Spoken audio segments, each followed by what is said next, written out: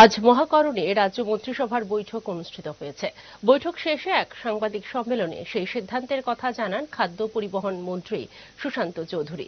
তিনি বলেন, দেওয়ালির আগে টিএসআর জওয়ান ও পুলিশ কর্মীদের রেশন মানি 1000 টাকা থেকে 2000 টাকা বৃদ্ধির ব্যাপারে যে ঘোষণা দেওয়া হয়েছিল তা আজ মন্ত্রিসভায় অনুমোদন করা হয়েছে।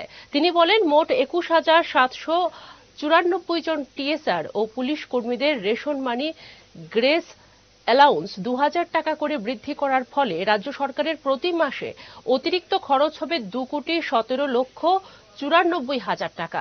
মন্ত্রী সুশান্ত চৌধুরী বলেন, রাজ্যের বিভিন্ন বিদ্যালয়গুলিতে শারীরিক শিক্ষকদের স্বল্পতা রয়েছে, ফলে বিদ্যালয় শিক্ষা দপ্তরের অধীন 125 জন ফিজিক্যাল এডুকেশন টিচার নিয়োগ করার সিদ্ধান্ত নেওয়া হয়েছে। সেই সাথে ক্রীড়া ও যুবক কল্যাণ দপ্তরের অধীনে 75 জন জুনিয়র ফিজিক্যাল এডুকেশন টিচার নিয়োগ করার সিদ্ধান্ত নেওয়া হয়েছে।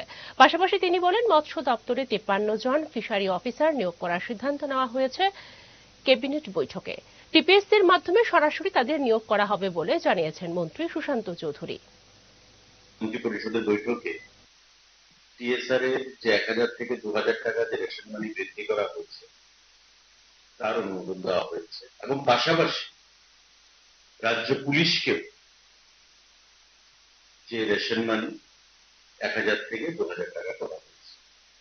অর্থাৎ এখন থেকে রাজ্য পুলিশ এবং টিএসআর দুজনেই তারা রেশন মানি 2000 টাকা করে পাবে।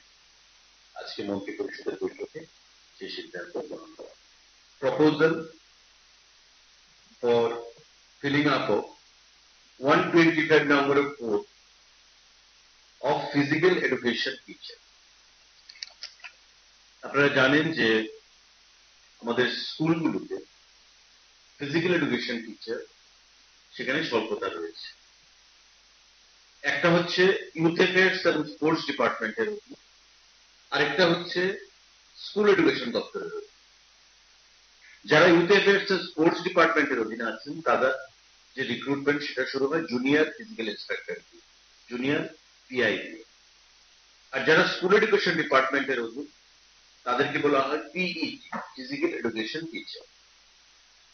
125 জন ফিজিক্যাল এডুকেশন টিচার নিয়োগ করা হবে স্কুল এডুকেশন ডিপার্টমেন্টের এবং সেটা সম্পূর্ণভাবে পরীক্ষার মাধ্যমে যে কোয়ালিফিকেশন সেটা থাকতে হবে BPI, bachelor in physical education আর মাস্টার ডিগ্রি।